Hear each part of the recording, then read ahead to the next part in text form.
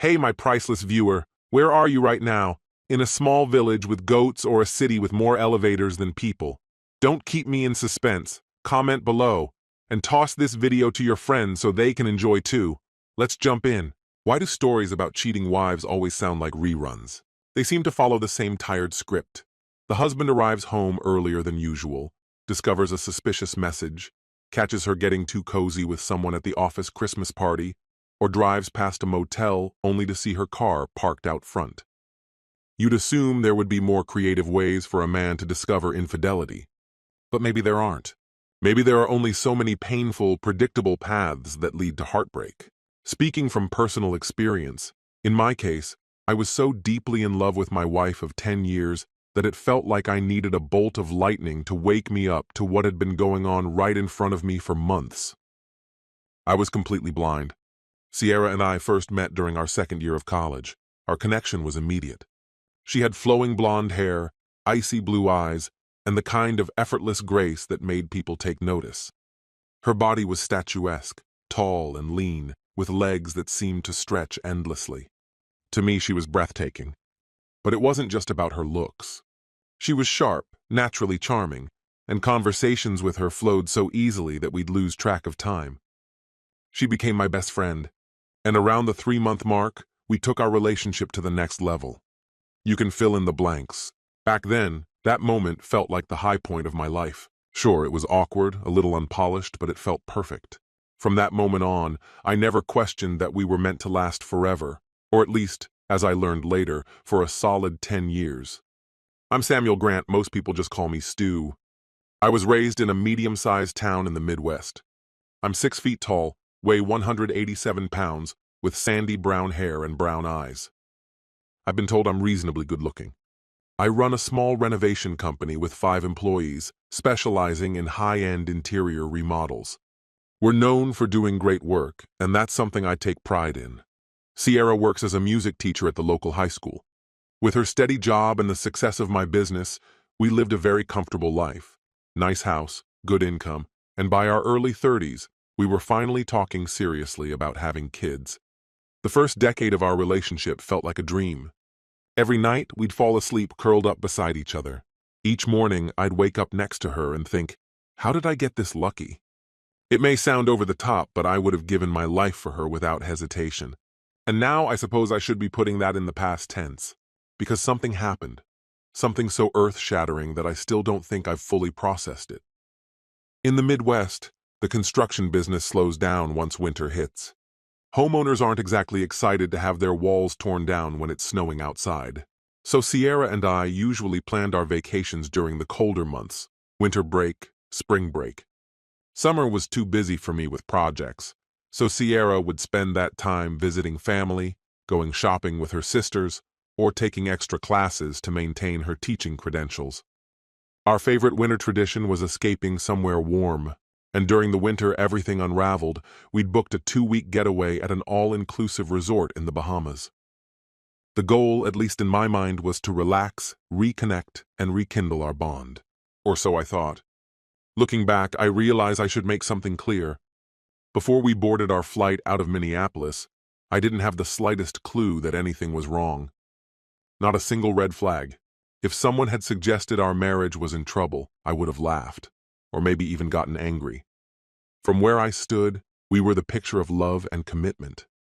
In sync, inseparable, completely devoted to one another. I genuinely believed we were unbreakable. But what I failed to see was that hell isn't always loud or obvious. Sometimes it's quiet, lurking right at your feet, and I was already standing on the edge. I just didn't know it yet. The first crack in the illusion appeared at the Minneapolis-St. Paul airport. It was packed, as you'd expect during the winter rush, everyone trying to flee the cold. While we stood in line at security, I noticed a man a few feet away looking at Sierra. Not that unusual, honestly. She's always drawn attention. But this guy, there was something different about his gaze. It wasn't casual, it was focused, intentional, like he was expecting something. I played it cool, acting like I was messing with my boarding pass while sneaking a few looks in his direction. Then I saw it. A brief exchange. Sierra met his eyes and gave a subtle hand movement. It was tiny, nearly invisible. but to me it screamed, "Not here, not now." He smiled in response. And just like that, I felt like I'd been punched in the gut. Something clicked. They knew each other. How deeply, I couldn't yet say, but the alarm bells were deafening. As we moved through the security line, I kept watching them. No more signals, no contact after that. Still, the seed had been planted. I shut down, completely quiet. If Sierra noticed, she didn't say a word. Or maybe she noticed and didn't care. Maybe her thoughts were already far away. I silently hoped that man wouldn't be on our flight. But when we boarded and found our seats, there he was, 15 rows up, sitting on the aisle. Then came another red flag. Sierra asked to switch seats with me. She wanted the aisle. That had never happened before. She always loved the window seat. I'd even made sure to reserve it for her and taken the middle one myself. When I asked why the sudden change, she muttered something vague about feeling queasy from breakfast and not wanting to climb over anyone to get to the bathroom. I gently asked the woman in the aisle seat if she'd be willing to trade spots so my wife could have easier access to the restroom, citing Sierra's upset stomach. Without hesitation, she agreed, and we made the switch. Under normal circumstances, I have no trouble sleeping on planes. The route from Minneapolis to Miami would have been the perfect time for a nap. But this time was different. My nerves were rattled, and though I had no intention of truly sleeping, I planned to pretend otherwise. Once we'd stowed our carry-ons in the overhead bin, Sierra tucked her purse beneath the seat in front of her. As soon as we reached altitude, I retrieved one of my son's baseball caps from my bag, pulled it low over my face, and leaned back like I was settling in for a nap. I angled myself just enough to discreetly keep Sierra within my line of sight. 15 minutes passed before she finally looked over to check on me. Believing I was asleep, she quietly rose and walked down the aisle, heading toward the lavatories. I subtly shifted in my seat to get a better view. As she passed a man seated several rows back, her hand briefly grazed his shoulder, not in a clumsy, accidental way, but in a way that felt intentional. They didn't meet eyes, but the contact spoke volumes. She continued toward the restroom. When she returned minutes later, her gaze went directly to him. He stood as if on cue. They met in the narrow aisle, but instead of stepping aside, they paused there, face to face. He placed his hand gently on her waist, and she leaned in to speak. They exchanged soft smiles before parting, her back to her seat beside me. That fleeting exchange was all the confirmation I needed. These two weren't strangers. There was history, intimacy, even if it was carefully concealed. And just like that, the truth settled over me like a weight I couldn't shake. My marriage, once built on trust and connection, was now crumbling beneath me. I felt a surge of rage, sharp and immediate. I turned my head away as Sierra fastened her seatbelt, afraid of what might spill out if I looked at her. How could she betray me like this? Us! How long had this been going on? Who was he? How deep did this relationship run? The rest of the flight passed in a fog. I sat frozen in thought, trying to untangle the web of suspicion tightening around me. I clung to one desperate hope. Maybe he wasn't on the next flight to Nassau. But deep down, I knew that was wishful thinking. And sure enough, there he was when we boarded the next plane, 5 rows behind us, flipping casually through a magazine. He didn't even glance our way. Sierra, looking perfectly fine now, settled into her preferred spot by the window. The flight was uneventful. After we landed, we grabbed our luggage, rented a car, and drove to the resort. As I navigated the roads, Sierra sat in the passenger seat, typing away on her phone. "Who are you texting?" I asked, trying to sound casual. "Just my mom and my sisters," she replied, "telling them we got here safely." Maybe she was. But now that doubt had crept in, I couldn't stop it from spreading. Once you start questioning, everything feels suspect. Our room was breathtaking, spacious, luxurious, with a balcony that overlooked the ocean and a sparkling pool below. While unpacking, I realized I needed to say something, anything, to remind her what we had. I walked over and stood in front of her. "You know I love you, right?" I said. "I love you too, babe," she responded. But her eyes, they were distant, as though her body was here but her mind was far away. "I'd never do anything to hurt you," I said. "I'd never risk what we've built together." I noticed the way her posture shifted, just a slight tension in her shoulders. "I know, Stu," she said, "and I know you feel the same. You wouldn't hurt me. You wouldn't throw this away." Her response was slower this time. "Of course, Stu. Of course not." But her eyes never met mine. She kept them fixed on the floor. That was the moment it truly sank in. I'd already lost her. If she hadn't completely crossed the line yet, it was only a matter of time. I let go of her hand and quickly retreated to the bathroom, afraid I might break down in front of her. Sitting on the edge of the tub, I tried to collect myself. The same questions cycled over and over in my head. How had things reached this point? Was there something I had missed? Something I had failed to give her? Why hadn't I noticed the signs earlier? And, most painfully, was there still a chance to fix this? Or was it already too far gone? I splashed cold water on my face, took a deep breath, and walked back into the room. She was standing near the bed, a strange expression on her face.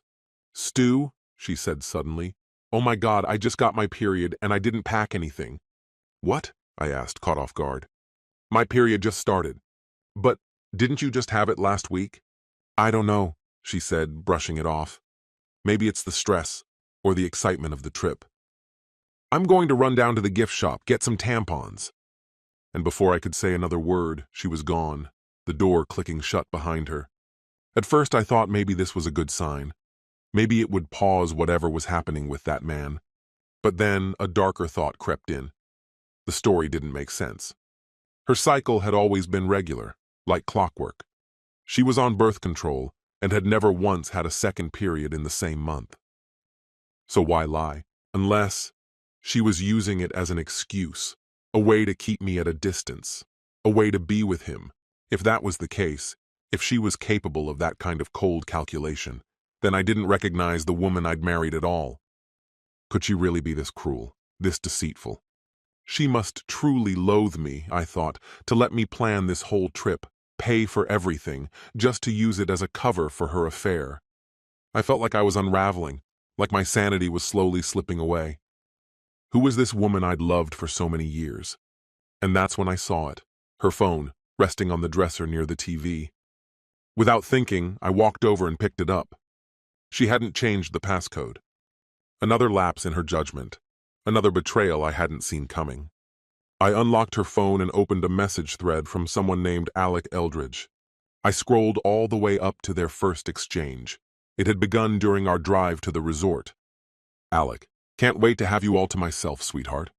"Sierra, you naughty thing. We nearly got caught by Stu at the airport." "Alec, I couldn't help it, Sierra. I almost kissed you in the plane aisle." "Sierra, he was out cold, so you probably could have. But someone might have noticed and that would have looked really bad. Anyway, we're almost there. I'll text you later." Their conversation resumed not long after we'd unpacked in the hotel. "Alec, I'm downstairs in the lobby. Did you arrive yet?" "Sierra, yeah, I'm in the room. Stu's acting weird, hiding out in the bathroom." "Alec, who cares? When are you finally going to get rid of Stu so we can be together?" "Sierra, Alec, I've told you before, I'm not leaving him. Stu's a good guy. He loves me, takes care of me, gives me a stable life. That's more than you can offer." "Alec, but you know I'm better where it counts." "Sierra, haha, sure, you've got that going for you. But it's not enough. Stu provides everything else I need. We're trying to start a family soon, so these 2 weeks, they're just for you. I told him I'd stop birth control after we got back, but I actually stopped almost 3 weeks ago." "Alec, wait, so you want me to get you pregnant and let Stu raise the baby like it's his?" "Sierra, exactly. He'll never find out. I'll just say I got my period while we were away. I'll make it seem like it lasted the whole trip." "Alec, you really think he'll buy that?" "Sierra, of course. He trusts me completely. He believes I'd never lie to him. I'll make it up to him when we're home." "Alec, God, he's clueless. What a fool." I stood there, stunned, frozen in place, reading every message like I was watching a slow-motion car crash. My instinct was to swap her phone for mine, but I paused. Why drag my own device? full of private information, into this mess. She created this disaster. Let her own it. So I took both phones instead. She'd realize hers was missing soon enough, but by then, I'd be long gone. My stomach churned, and I nearly vomited. I turned away and looked out the window, where the Caribbean glimmered, calm and unaware. Just 8 hours earlier, I'd felt like the luckiest man alive, eager for 2 perfect weeks in paradise with the woman I loved, my wife, my partner, the person I trusted more than anyone. Now everything had collapsed in on itself. I'd never known a betrayal this sharp, never felt rage and heartbreak like this. I wanted them to suffer. I wanted them to hurt like I was hurting. But reason crept in. Divorce was inevitable. There was no future with someone capable of this level of deception. Still, just walking away wouldn't be enough. I needed retribution.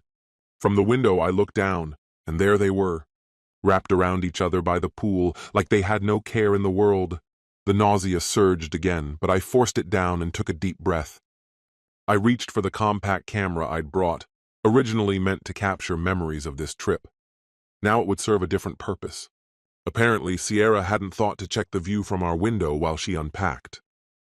If she had, she'd have known the pool was in plain sight. Luckily, the zoom worked well. I snapped photo after photo of their intimate little moment. It made me sick, but I knew I'd need this proof later. I had to move quickly. I needed a plan. My head throbbed with pressure, and my gut twisted with dread. Then it struck me. How were they planning alone time if I was supposed to be here the whole trip? They must have cooked up something, some excuse, some way to get me out of the picture temporarily. A realization settled in. Sierra wanted 2 uninterrupted weeks with her side fling, all while secretly trying to conceive. She needed me distracted, out of commission. So what if I ruined everything now?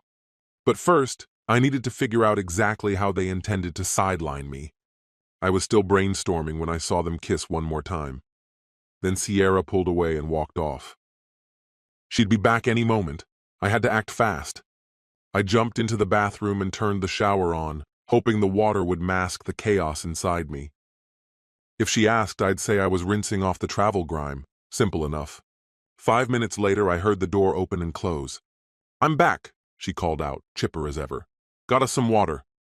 "Great, I'll be out soon," I answered. Water? Why would she bring water? Every room came stocked. Then it clicked. This wasn't about hydration. She was going to drug me. It was the only explanation that made sense. I stood under the stream, my mind racing. If I refused the drink, she'd suspect something. If I accepted and it was spiked, I'd be out cold, leaving her free to sneak off with him again. What comes next? I turned off the shower, grabbing a towel and drying myself slowly, my mind racing with uncertainty about what to do next. A knock snapped me out of my thoughts. Sierra's voice followed. "Everything okay? You've been in there quite a while." There was concern in her voice, though I couldn't tell if it was genuine or just anxiety over being late to whatever evening plans she had lined up. I felt irritation creeping in, but I didn't let it surface. I opened the bathroom door to find her near the bed, sipping water. She held out another bottle to me, already open. "It's been crazy hot lately. We should keep hydrated," she said, locking eyes with me briefly before looking away. I accepted the bottle, brought it to my lips, and mimed a long drink. Then I turned and stepped back into the bathroom. There, I spat the water into the sink, dumped the rest, and refilled it, using one of the sealed bottles I'd set aside earlier. When I came back out, she was putting clothes away, unpacking as if nothing had happened. She clearly hadn't noticed a thing. I kept up appearances, sipping from the swapped bottle and casually scanning the room. That's when I noticed a striking red dress laid out on the bed. "You planning to wear that tonight?" I asked. "If we can even get in anywhere," she replied with a shrug. "I know how much you've always liked this dress," she added, but her voice lacked the warmth it once had. It was clear. The dress wasn't for me. "I figured I'd brought it, so might as well wear it," she said with a fleeting smile. "You've got to be wiped out after the trip," she added a moment later. There it was, the setup. She was trying to knock me out. I just didn't know for sure, yet. I played along. "Yeah, I'm definitely feeling the crash," I said, forcing a groggy tone and another fake sip. Truthfully, I was wide awake, wired even, like I'd just mainlined a dozen cups of coffee. My pulse was fast, but I slowed my movements, let my shoulders slump, and kept my expression tired. "What time are we heading to dinner?" I asked, dragging my words like someone half asleep. "Not for a while," she said sweetly. "You should lie down. I'll wake you when it's time to get ready." Her voice was sugar-coated, almost too much so. I faked a yawn. "All right, baby. A little nap sounds perfect. Just don't let me sleep the whole night. I want to make the most of our time together. Love you." That hit something. I saw it in her face, a flicker of guilt or regret maybe. "I love you too," she replied, but her voice was hollow. I got into bed, curled up like I was crashing hard, and let my eyes close. Within moments I was breathing slowly and rhythmically, letting out faint snores. Then I heard her, whispering into her phone. "Yeah, he's out." My heart pounded. "How long will he be asleep?" A pause, then a soft laugh. "All night. I'll meet you at the Sandpiper in an hour. Just need to get ready." Another laugh. "You're awful. I can't wait. See you soon." She ended the call and went back to her routine, oblivious to the fact that I'd caught every word. I cracked one eye open, just enough to watch her. Fury surged through me, but I forced myself to stay calm. Soon, she headed into the bathroom, and I heard the shower start up. She'd be in there for a while, 10 minutes at least. I moved fast. As soon as the water ran, I was off the bed and digging through her purse. It didn't take long to find a small, unlabeled bottle filled with pale capsules. No name, no directions, just anonymous pills. These had to be what she put in my drink. I took 5, wrapped them in a tissue, and slid them into my pocket. Then I carefully replaced the bottle exactly where I found it and got back under the covers just as the water shut off. I resumed my sleeping act, slow breaths, still body, while she came out and finished getting ready. 45 minutes later, she finally left the room. The moment the door latched behind her, I was out of bed and dressed in seconds. While lying there, I'd come up with a plan. Get clear video proof of the affair. Ruin whatever romantic evening she had in mind. Head home early and file for divorce before she could drain our savings or lock down the credit cards. She wasn't going to beat me to the punch. This was my move now. I grabbed the camera I'd used earlier in the day, slipped quietly out of the room, and walked into the night with one thing on my mind: justice. The advertisement had promised impressive performance in low light. I was about to see if that promise held true as I approached the bar. The resort wasn't massive, just 2 bars in total, both facing the sea. The bigger one, Sandpiper, even had a dance floor. I found a concealed spot behind a few palm trees, a perfect location to watch without being seen. Thanks to the zoom on my camera, I managed to capture high-definition footage. There weren't many patrons around, which made spotting her all the easier. She wore that same red dress, the one I once thought looked incredible on her. Now, it only stoked a fire of fury in my chest. He had his arms around her, and it took everything in me not to walk over and smash his face in. But that wasn't my mission. I wasn't there to cause drama. I was there to gather proof, that was all. So I hit record and watched them play out their little tropical love story. They smiled, they kissed, they moved in sync like she and I used to. An hour passed, and the DJ started spinning faster tracks. The two of them hit the dance floor. They stayed there for another hour, completely absorbed in one another. Eventually, I couldn't take any more. I turned to leave, heading back to the room that was supposed to be ours. Then I saw them slipping away from the crowd, leaving the bar in a hurry. I followed, keeping my distance just enough to stay invisible. They ended up at his room, located at the far end of the property. It was a basic setup, smaller than mine, no ocean view, and on the ground floor. Of course, he probably couldn't afford anything better. They went inside and I crept up, hoping to catch a peek. Luck was on my side. The curtains weren't fully closed, and the window was slightly ajar. I could see and hear everything I needed. I recorded every second, every disgusting, betraying moment. It was nearing midnight. Part of me expected her to sneak back soon, but then I overheard what they were saying. "Are you sure those pills are okay?" she asked, her voice low and uncertain. How sweet. Relax, babe, he replied, far too casual. He's knocked out for at least 6 more hours. Might wake up with a bit of a headache, nothing serious. You only gave him 1, right? She asked. Yeah, just 1. Why? What if you'd given him 2? I didn't want him feeling like crap, she said. He laughed, a smug, twisted chuckle. 2 and he'd be out for half a day or longer, he said. Just keep giving him 1 before bed. We'll have every night to ourselves. By the end of this trip, I want you pregnant. He handed her a spare room key. If you can ditch him during the day, give me a call. We'll come back here. Then they both laughed, a cruel, gloating laugh that turned my stomach. I couldn't hold it back. I vomited. I'd seen and heard enough.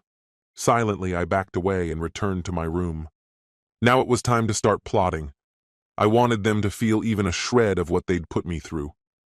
It was obvious she intended to keep sneaking away each night. That had to end. Back in the room, I reviewed my footage and took notes. It was painful to look at, but I needed a plan to dismantle their fantasy piece by piece. Step 1, drive a wedge between them, separate her from him, and get a clear read on who this guy really was. The idea of giving him the same treatment she'd given me crossed my mind, just enough to knock him out cold. Then I could beat the hell out of him and vanish. He'd never know who did it. But I had to get them apart first. That's when the idea came, a spa appointment for Sierra. The resort had one offering massages, facials, maybe even makeup services. I'd gift her a full package, a nice gesture, something to show I cared. If she objected, I'd guilt-trip her into it, just like she used to do with me. There was no way she'd refuse. It'd keep her occupied for a good while. More than enough time for me to deal with her boyfriend. I threw on a pair of shorts and got into bed. But sleep didn't come. My mind kept replaying images of them, together, and all the things I planned to do to him. Around 5 a.m., Sierra finally returned. She slipped out of her clothes quietly, slid into bed, and curled up against me. Everything in me screamed to push her away, but I lay there perfectly still, pretending to be asleep, waiting. By a little after 7, I stirred, feigning a slow, sleepy wake-up. She was out cold. I got up, took a quick shower, and left to find the spa. I hoped it opened early. I needed a treatment long enough to give me time to act. And I also wanted to check flight availability, something late tomorrow morning or early afternoon. It didn't take long to find the spa, and thankfully it was already open for the day. Inside, a bubbly woman behind the counter walked me through their service menu. I didn't care what the treatments were. I only cared about how long they lasted. I selected a package that stretched over 3 hours. When I asked for the earliest opening, she checked her system. 2 p.m., she said. Good enough. I booked it on the spot as a surprise for Sierra. With that settled, I wandered the grounds of the resort. Sierra would be needing her rest. Spending the night in another man's bed must have been exhausting. Just after 9 p.m., at 9 sharp in the morning, I stepped quietly back into the suite. She was still asleep, curled beneath the sheets, breathing softly. Without a sound, I slipped over to her handbag and fished out her phone. A quick scroll through her messages, and there it was, fresh, near the top. A text from him. Alec, last night was incredible. Think you can sneak away from Stu for a little midday fun? The anger flared in my chest again, hot and violent. I tamped it down. I was good at keeping control. Too good, maybe. But now, even I could sense the end nearing, like the creak of a door slowly closing. She shifted under the covers with a faint sigh, and I gently returned the phone, brushing her forehead with a kiss. Hey, sleepyhead. Her eyes blinked open, slow and hazy. I'm sorry about last night. I totally knocked out. I ruined our dinner, didn't I? No big deal, I said with a soft smile. Actually, I have something to make up for it. She stretched and yawned. Oh, what kind of something? A full day at the spa, all booked. My little apology, and a reminder of how much I love you. Even through her sleepy smile, I caught it. Just a flicker. A tightening in her shoulders. Something brittle behind her eyes. Doubt. You don't like it? I asked, studying her closely. No, it's lovely. I just wish you'd asked me first. Her smile faltered. But then it wouldn't have been a surprise, I replied. keeping the tone light. Anyway, there's no rush. Your appointment isn't until 2. We've got time to take it easy first. She nodded slowly. You're really sweet. Thank you. She leaned in to kiss my cheek, and that's when I smelled it. Just barely there. Salty. Like the ocean. Disgust crawled up my throat. Sailors? That's who she'd been with? The lying little... How about you go freshen up, I said calmly, and we'll grab some breakfast together? She slid out of bed, grabbing her purse on the way to the bathroom. I let her go without a word, pretending not to notice. I wandered over to the window, the curtains drawn wide. Down by the pool, Alec was stretched out on a lounge chair between 2 women who looked barely out of college. He was grinning, phone in hand, tapping out a message before slipping it away. She'd clearly told him about the spa, but he didn't seem rattled. If anything, he was enjoying himself. The girls giggled, clinging to his every word. Then, with a confident gesture, he led them out of sight. And just like that, I knew. He was hedging his bets. If Sierra didn't make it to their little midday meeting, he'd already lined up other entertainment. That might actually work in my favor. About an hour later, we sat at the buffet table. I was busy piling eggs, pancakes, and bacon onto my plate, while she picked at a few slices of melon and sipped coffee. Not feeling breakfast? I asked, as casually as possible. Is it that time of the month? She didn't look up. Yeah, maybe. I'm just not that hungry. Her voice was too low, too flat. Whatever Alec had sent earlier had clearly shaken her, but my little performance was having its intended effect, on her, at least. After we finished, we walked along the beach, taking in the breeze and the crash of the waves. I brought my camera, snapping photos of the water, the sky, the trees, and her. She smiled for me, but the sparkle was gone. I told her how gorgeous she looked, that she'd make a wonderful mother someday. Each word landed with weight. I saw it in the way she blinked, her mouth twitching. Guilt was wearing her down. You okay, babe? You seem off, I asked gently. I'm fine, she murmured. Just a little tired. Mind if I go lie down before the spa? Not at all. I get it. Nothing worse than a vacation ruined by cramps. Go rest up. I'll be here when you get back. She didn't respond. No kiss, not even a glance. Just turned and walked away. That was fine. Let her have the silence. It wouldn't last long. And as for Alec, he had his reckoning coming too. I kept walking the shoreline, the waves hissing at my feet. Up ahead, 2 couples strolled toward me. The girls looked familiar, Alec's poolside distractions, but now they were with 2 massive guys who could have passed for linebackers. As we passed, I caught bits of their exchange. Come on, babe, don't start. Dave and I told you the fishing trip only had 2 spots. Right, so you get your fun and we're stuck here at the hotel. There's tons of stuff to do here. Go shopping, hit the pool, try the gym, whatever you want. Oh, so now I need the gym? Is that what you're saying? No, I didn't mean it like that. I'm just saying there's options. He was drowning fast but still treading water, trying to stay afloat. They walked past, still mid-argument, heading back toward the resort. And me? I just kept walking, let the tide take care of the rest. After wandering along the edge of the shore for a while, aimlessly lost in thought, I eventually turned back, resolved to figure out exactly what the infatuated kid was up to. I had a gnawing suspicion that Sierra might have ditched her spa visit to spend time with him. If that turned out to be true, it could be the perfect opening, a chance to catch them on camera together. I spent more than an hour circling the spa grounds before slowly making my way toward Alec's suite. Voices echoed from inside the room, but none sounded like Sierra's. Moving cautiously, I pulled out my camera and edged closer to the window. It was a risky play. Broad daylight meant I could easily be seen by anyone passing by.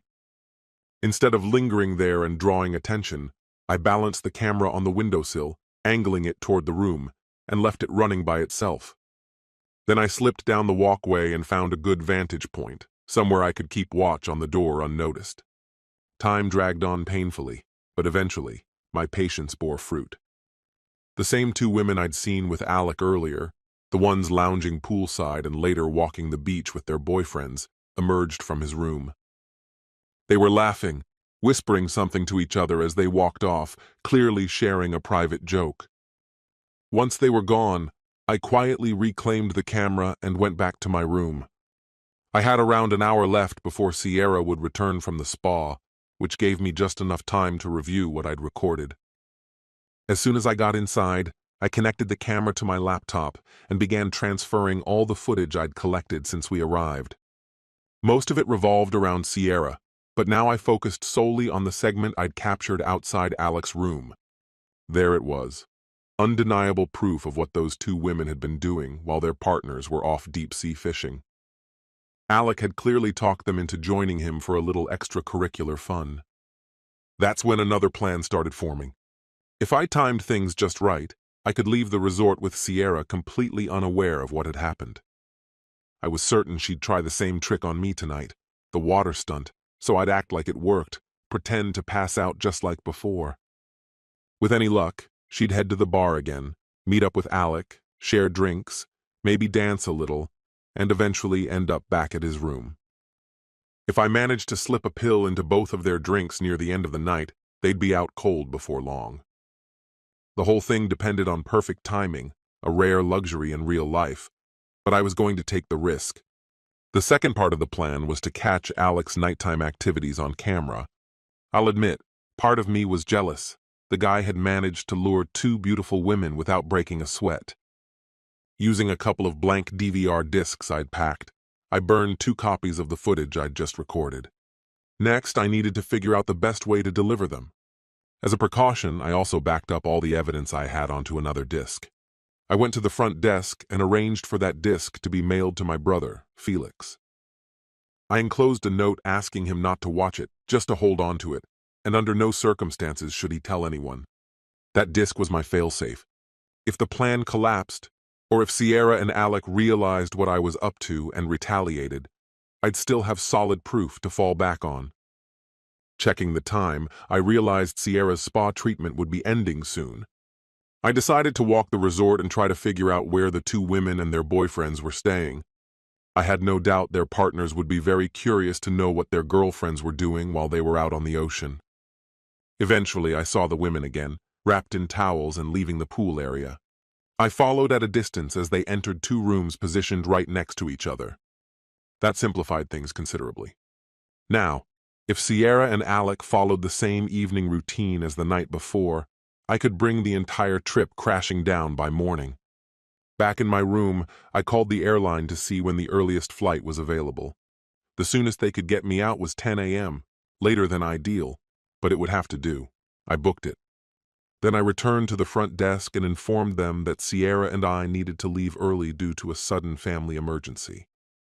I said we'd be departing at 8 a.m. sharp. The staff offered sympathetic looks and warm wishes. I thanked them and headed back to the room. By now, there was no turning back. Even if things didn't go exactly as planned, I'd still be on that flight and halfway home before Sierra realized what hit her. At the very least, I'd ruin her vacation. But if everything clicked into place, she'd be stranded at the resort for days, possibly longer, left to stew in the fallout. That would buy me enough time to make sure the lesson stuck. The plan was straightforward. First, let Sierra believe her little drugging trick worked. Pretend to be knocked out, giving her the green light to meet up with Alec again. Second, head to the bar and keep watch. Wait for the perfect moment to spike their drinks with the same stuff she used on me. If the timing was right, they'd both be unconscious before making it back to his room, or not long after. Third, once they were out, sneak into the room, bring Sierra back to ours, and strip Alec of everything he brought. Wallet, passport, cards, cash, clothes, everything. Then I'd deliver the DVR copies. Slide one under each of the women's doors and hope their boyfriends found them first. I was sure those guys would lose it once they saw what had really been going on behind their backs. Fourth and final step, give Sierra the exact same treatment. Take everything she brought with her on the trip, leave her with only her purse and the clothes she was wearing. Inside the empty purse, I'd slip a small note, just a few words to make sure she knew who was behind it all. Everything was locked in. All that remained was for everyone else to play their roles. Sierra walked through the door at around 5:30 that evening, radiating peace and happiness like I hadn't seen in a long time. It stung, knowing the woman standing in front of me, glowing and serene, wasn't really mine anymore. "Stu, thank you for the spa day," she said warmly. "It was amazing. I feel brand new." She looked luminous. "I'm happy you enjoyed it," I replied, smiling just enough to hide everything boiling underneath. "The first time I brought it up, your reaction was lukewarm, barely a flicker of interest. But later, watching how much it actually mattered to you filled me with warmth. I only wanted you to see just how deeply I care." There was a faint change in her expression again, like she was steeling herself for something, and then tears silently traced down her cheeks. "Thanks again," she murmured. "It was beautiful, and I love you." This time the words carried weight, her voice rich with sincere emotion. "Any time, babe," I said back quietly. We had dinner reservations at 7 sharp that night. "We should probably get some rest first," I told her. "Then we can start getting ready." She nodded once and disappeared into the bathroom, her purse snug under her arm. A few minutes passed before she reappeared with 2 bottles of water in hand, offering one to me. "Here, drink up," she said, flashing a playful smile. "I'm dragging you to the dance floor tonight, so start hydrating now." She threw in a wink for good measure. "All right, let me use the bathroom real quick," I said with a laugh. Inside, I followed the same routine as always. I poured the bottle's contents down the sink, refilled it from a sealed one on the counter, flushed the toilet for authenticity, and made my way back to the bedroom. I sipped slowly at the water and, after about 15 minutes, began faking drowsiness. My breathing grew rhythmic, soft snores added for effect, all while keeping a watchful eye on Sierra as she started getting ready for what she didn't realize would be her last evening with Alec. She slipped into the bathroom and turned on the shower. As soon as I heard the water, I got up, grabbed her phone, and scanned through her latest messages. "Sierra, can't sneak away this afternoon. Stu surprised me with a spa day. Couldn't turn it down. Got other stuff going on before that. Still good for tonight? Sierra, absolutely." Reading that filth didn't even anger me. If anything, it made me feel clearer. The end was finally within reach.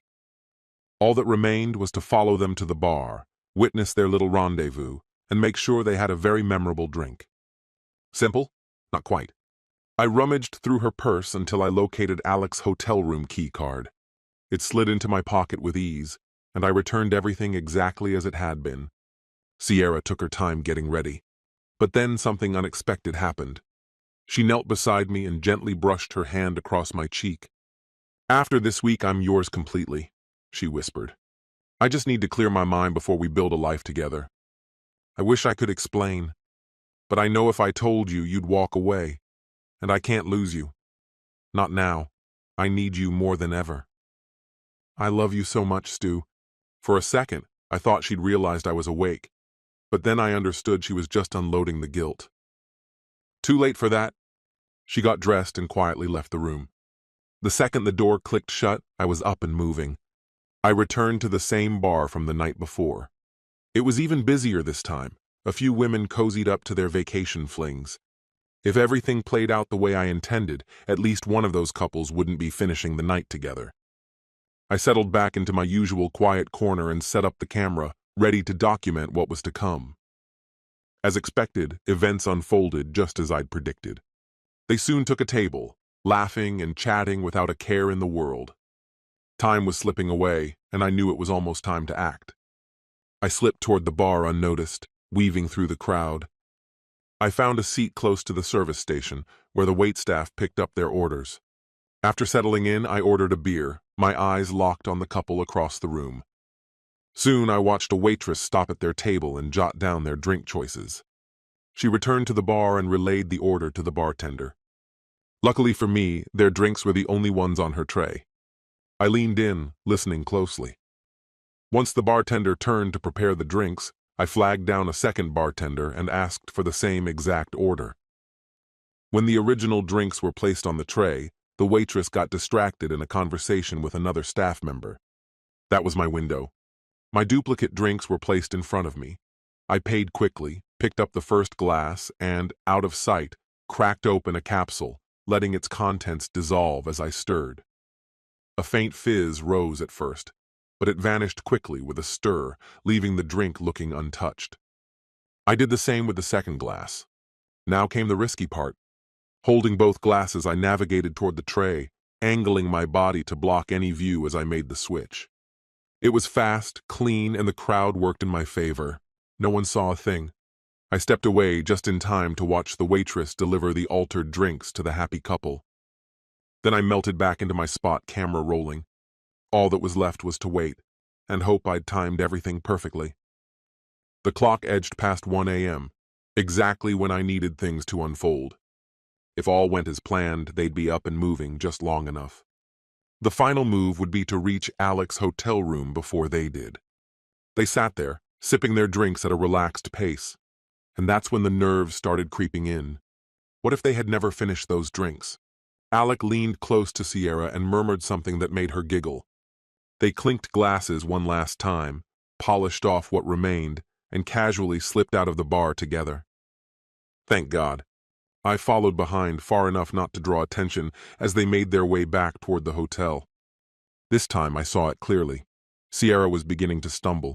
Her gait was off and her balance unsteady. Alec took her hand, pulled her close, and helped guide her along, his arm wrapped around her shoulders to keep her upright. By the time they reached his suite, even he was starting to stagger. At the door, he struggled to stay on his feet. Sierra looked ready to collapse. He fought to slide the key card into the reader, missing the slot several times before finally managing to unlock the door and push it open. The door shut behind them. I waited a few beats, then retrieved the key card I'd discreetly lifted from Sierra's purse earlier and let myself in. As I stepped into the room, Alec's voice slurred from within. "What's going on, babe? You barely touched your drink." He sounded genuinely confused, words sluggish and thick. Sierra was lying face down on the bed, completely unconscious. Alec leaned over her, gently shaking her arm. "Come on, baby, let's have some fun." That's when his eyes met mine, standing in the doorway. "Who the hell are you?"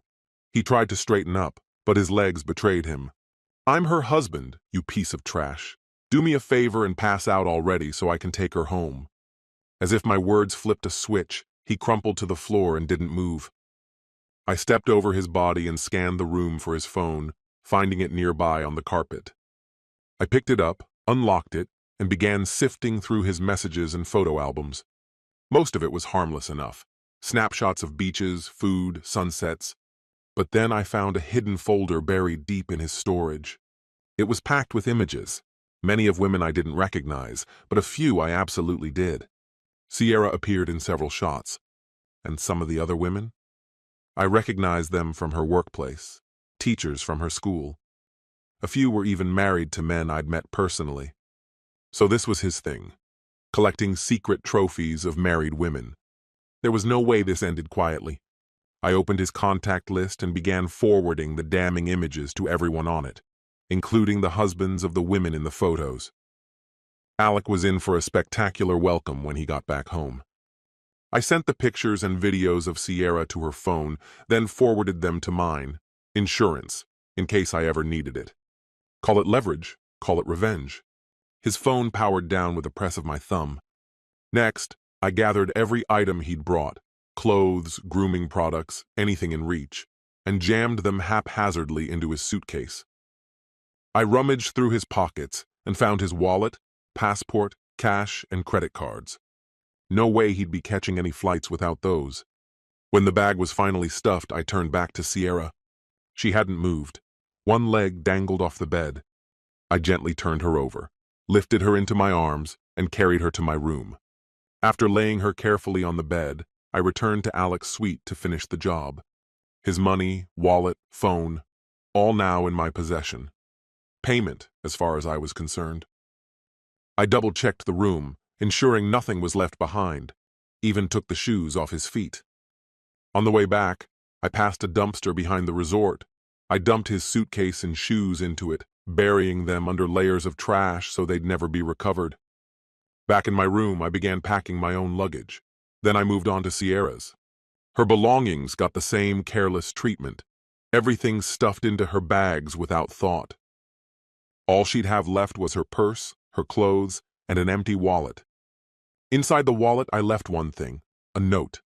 By the time I zipped the last bag shut, it was 4 a.m. My flight departed at 9.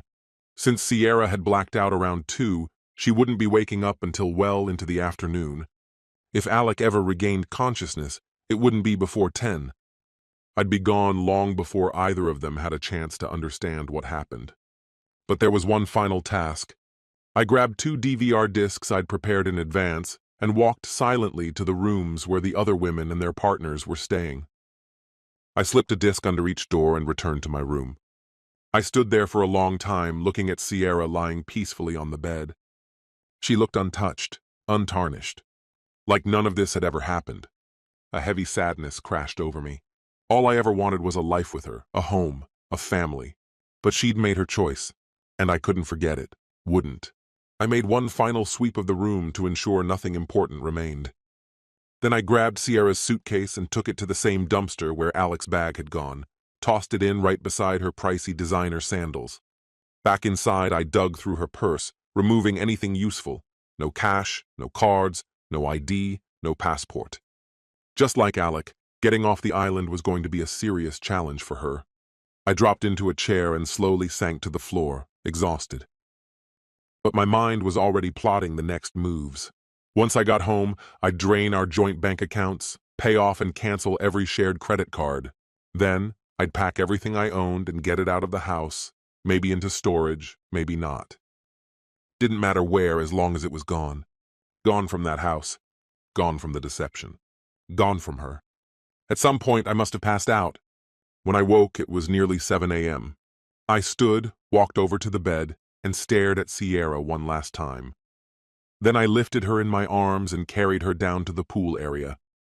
I laid her gently on a lounge chair and walked away.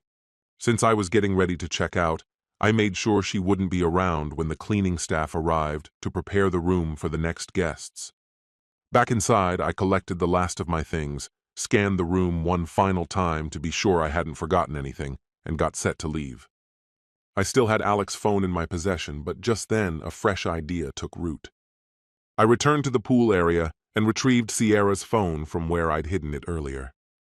Then I began sending out the photos and videos, distributing them to nearly every contact in her address book, sparing only a few carefully chosen names. Of course, I skipped her younger nieces and nephews, but figured her parents, siblings, and colleagues might find the material enlightening. At the front desk, I asked if they could spare a strip of duct tape. After removing her phone's battery, I placed a tiny piece of tape over the connector pins before snapping it back in, just enough to make it look like the battery had simply died. I'd also made sure she didn't have a charger with her. With no money and no working phone, it would be a while before she could piece things together again. By 8 a.m., the hallway echoed with shouting. It was the boyfriend of one of the 2 women I'd seen hanging around Alec the day before. Apparently, their exes had viewed the footage I'd left for them. "You filthy tramp," one of the guys roared. "You can explain to your parents why the wedding's canceled. I'm done with you. Figure out how you're getting home." While he raged, the second guy stood there in total silence, his face impossible to read, as his girlfriend pleaded through tears. "Please, baby, don't leave. I made one mistake, just one, but you got back at me already, right?" "You're just another whore," he replied coldly. "Go back to the guy you were screwing." The icy tone in his voice made my skin crawl. As for Alec, who knows what they ended up doing to him? I had no intention of staying around to find out. Moments later, the distant sound of an ambulance siren grew louder as it pulled up in front of the building.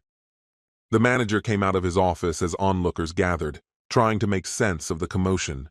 Silently, I slipped away and climbed into a cab, headed for the airport. Once I was in the back seat, I powered on my phone and noticed a new voicemail waiting for me. It was from my brother Felix. "Stu, what the hell is going on?" he asked, his voice sharp. "I just got a ton of crazy pictures of Sierra. Do you know anything about this? Call me."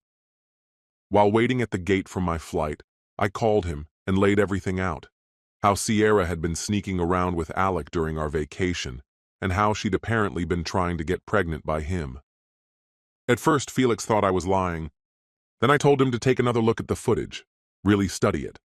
After that, he was speechless, then apologetic. "If you need anything, just call me, all right?" he said. I thanked him and ended the call. Soon after, I was on the plane, heading home by myself. After landing, I turned on Alex's phone again and found it bombarded with furious messages, more than a dozen voicemails, and over 30 threatening texts. Clearly, the content I had shared had not been well received. Once I'd picked up my bags, I found my car in long-term parking and started the drive home. During the ride, I began to think about my next move. Divorce crossed my mind, but the thought of her walking away with half of everything made me sick. She cheats and I get punished financially? No way. As I drove, a new plan started forming. I began mentally outlining every step I'd need to take to execute it. She'd torn apart our marriage. Now it was my turn to dismantle her life. Once home, I rang Felix again and asked if he could help me move my belongings out of the house before Sierra returned. I wanted her to come back to an empty shell, nothing but bare walls and silence. When I finally turned on my personal phone, it was flooded with missed calls and messages, over 20 voicemails, and a dozen texts. Most were from Sierra's sister, asking what had happened and why she couldn't reach Sierra. The rest were from other family members, all with similar questions. What made me smirk was that not a single message was from Sierra herself. That meant her phone still wasn't working, and she had no idea what had just gone down.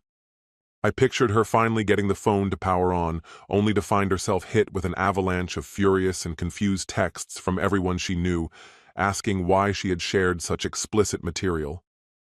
That moment alone made it all worth it. The first action I took was canceling every credit card we had in both our names. Then I transferred every last dollar from our joint account into my personal one. Next, I started packing all my things, clothes, keepsakes, anything of personal value. As for the gifts she'd ever given me, unless they were worth selling, they went straight into the trash. The rest I planned to pawn or list online. The first thing I disconnected was the landline. From that point on, anyone who wanted to reach me had to use my cell. Sometime around 11 p.m., I noticed several new texts and voicemails from Sierra. It looked like she'd finally gotten her phone working again. The first few messages were filled with confusion and panic. "Where are you? Why did you abandon me here? Are you okay? I think someone stole from me." The tone of her texts changed drastically once the truth sank in. I can only imagine the avalanche of messages and voicemails hitting her phone, each one reacting to the photos that had been sent out to everyone she knew. "Why would you do this to me? Why didn't we talk first?" I didn't respond. Saying anything would have just made things harder for her, and frankly, I was done caring. The next day was complete madness. With no idea when Sierra might return, I had a small, uncertain window to act. Time wasn't on my side. My first move was heading to a shop that sold packing materials. I needed boxes, and I needed them immediately. After that, I secured a large storage unit and got ready to erase any sign of myself from the house. I made a quick stop at the bank, emptied our joint account, and transferred the money to my business fund. I planned to shut that account down too and vanish along with the cash. Still, a few critical pieces had to fall into place before I could disappear for good. Our home was nothing extravagant, a compact 2-bedroom, 1-bath with a tight kitchen. We intentionally started small, telling ourselves we'd upgrade when kids came along. Since I ran a home renovation company, the idea had always been to transform it into our dream home, little by little together. That dream had turned to ash. Now I had something else planned, something she'd never see coming.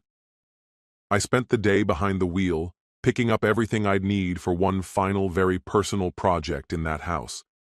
Thanks to my background in remodeling, I knew the structure inside and out. What walls carried weight, what didn't, where the vulnerabilities were. But this wouldn't be a remodel in the traditional sense. This was something much more intimate. By mid-morning, my brother Felix arrived with his truck.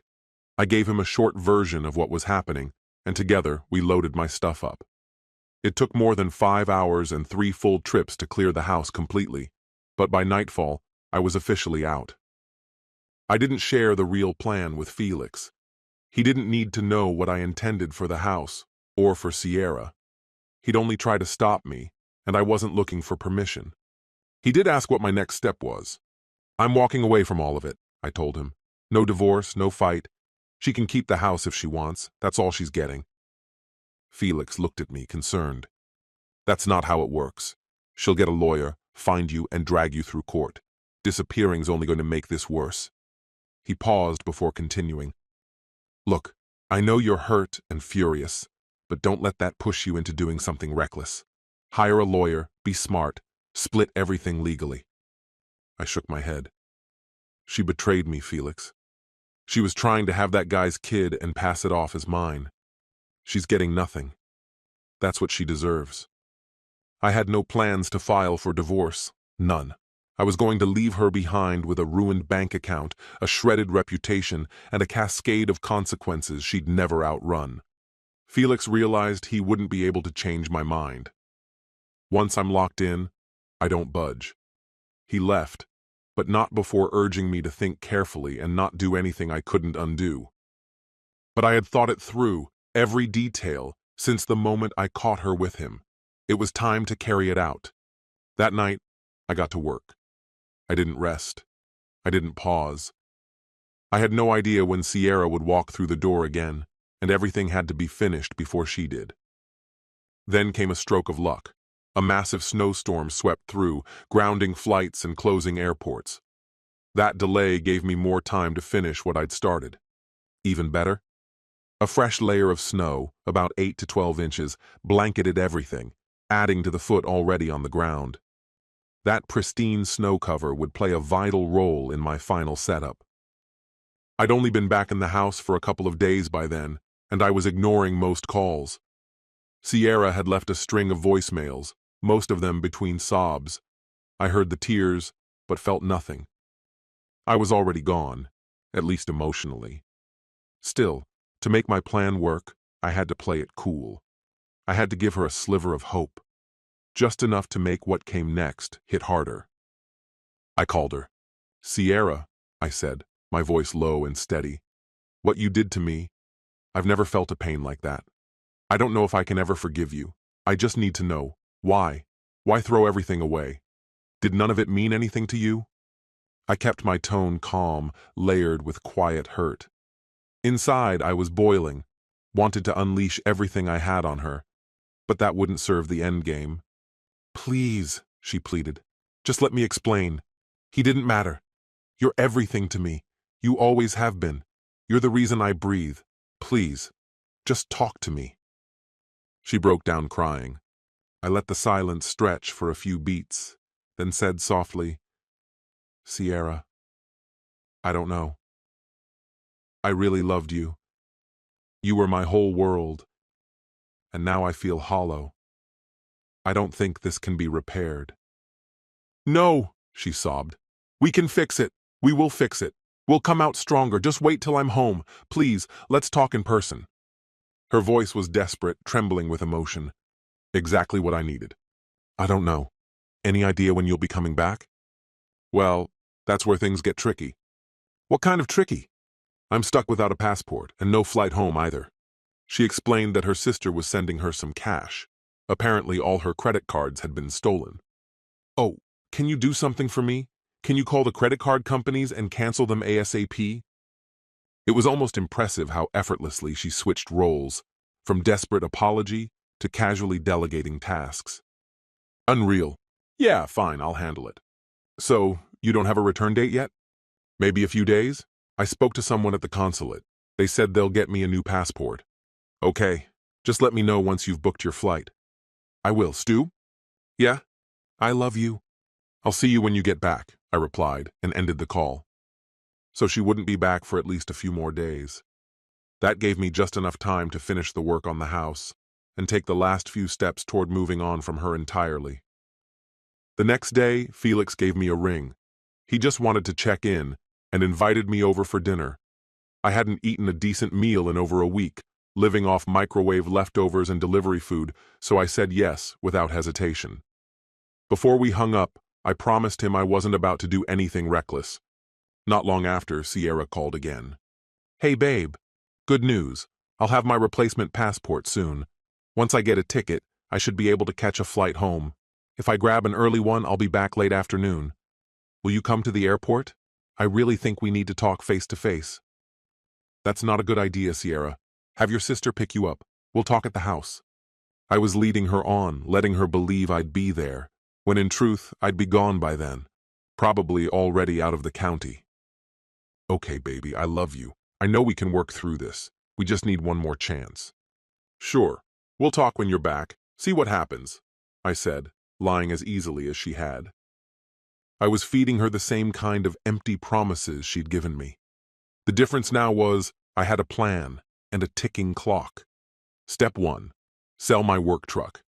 I replaced it with a second-hand one, reliable, clean, and most importantly, untraceable. Then I called my crew into a meeting. I broke the news that I was shutting down the business, explained the situation, told them about the split, the fallout, apologized for the suddenness. After that, I reached out to a college buddy who had settled in Colorado. Years ago, just after graduation, he'd told me to come out there, said there was always work with the year-round stream of tourists needing repairs and remodels. He was glad to hear from me, though taken aback by the Sierra story. He remembered her, thought we were solid. So, I asked, that offer still good? You still need a skilled pair of hands? His response, more than ever. With the cannabis boom, he was overwhelmed with renovation jobs. I made a final request. I needed to stay off the radar. No paperwork, no bank trails. I didn't want Sierra knowing where I'd gone. He agreed without hesitation. Things were falling into place. Meanwhile, Sierra's calls didn't stop. Several times a day, voicemails full of sorrow, love, timelines. She kept promising that everything would be different once she got back. Eventually, her return day arrived. I loaded up the new truck, cleared the house of everything that was mine. Whatever I left behind was either hers or stuff I no longer needed. Just before sunrise, I pulled away, hoping to leave without being seen. Before I left, I spoke to my neighbor across the street and asked for a small favor, to note the exact time Sierra got home. I told him it was for a surprise. He didn't suspect anything, had no idea our marriage was in shambles. He agreed to help. By the time I merged onto the highway, everything was set in motion. It would take me about 2 days to reach Colorado. By then, Sierra would be home, and everything she thought she still had would be gone. Driving west, I felt something I hadn't in weeks: relief. The pressure in my chest was finally easing. The rage that had consumed me since seeing her and Alec at the pool had begun to dissolve. Now, it felt like I was climbing out of that dark hole. Around midday, my phone rang again. It was her. She said her flight would land around 4 the next day and asked, again, if I'd pick her up. I've got a couple things to take care of, I told her. I'll be at the house later. Just let yourself in. Then I called my neighbor again and gave him an update. I needed him ready, with a camera this time. I had a little surprise of my own planned for her. By the next afternoon, I was nearing my friend's place in Colorado when the phone rang again. Stu, the house, it caved in. What? I think it was the snow. I just put the key in the lock, started to turn it, and there was this cracking noise and the whole roof collapsed. She was in tears. It's completely destroyed. Don't stress about it, Sierra, I said, grinning as I drove into my new future. I'm sure your old room at your parents' place is still available. What the hell are you talking about? The whole house just fell apart. What's so funny to you right now? Her patience was wearing thin. That was exactly what I wanted. Everything had gone precisely according to my blueprint.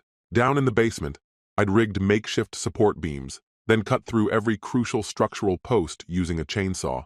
The front door lock, it was wired to a switch, one that triggered a second-hand winch I'd snagged from a dusty pawn shop for barely anything.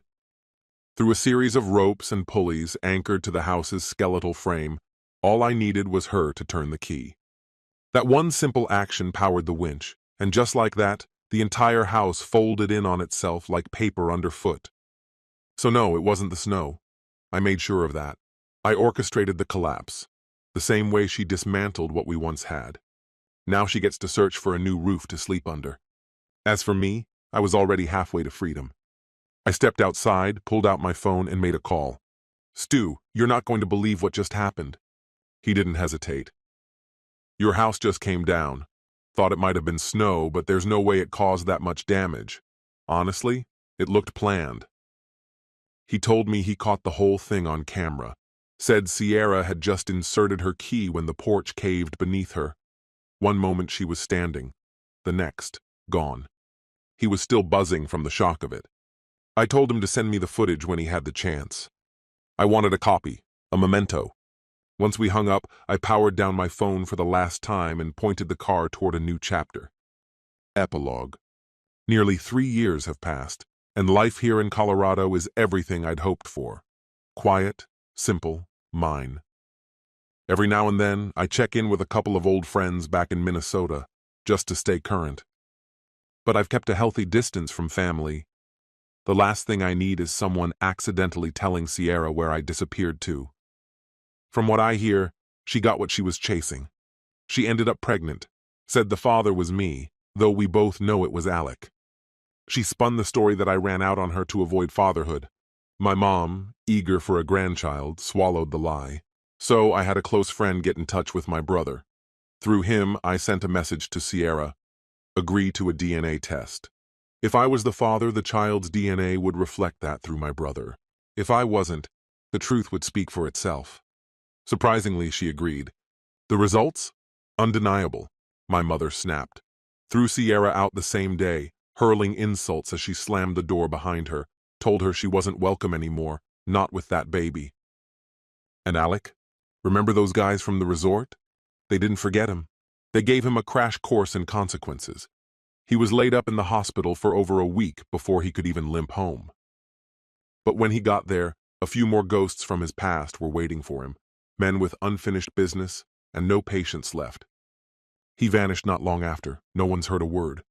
Some say he's still alive but barely recognizable, inside or out. His days of charming lies and backroom affairs? Finished for good.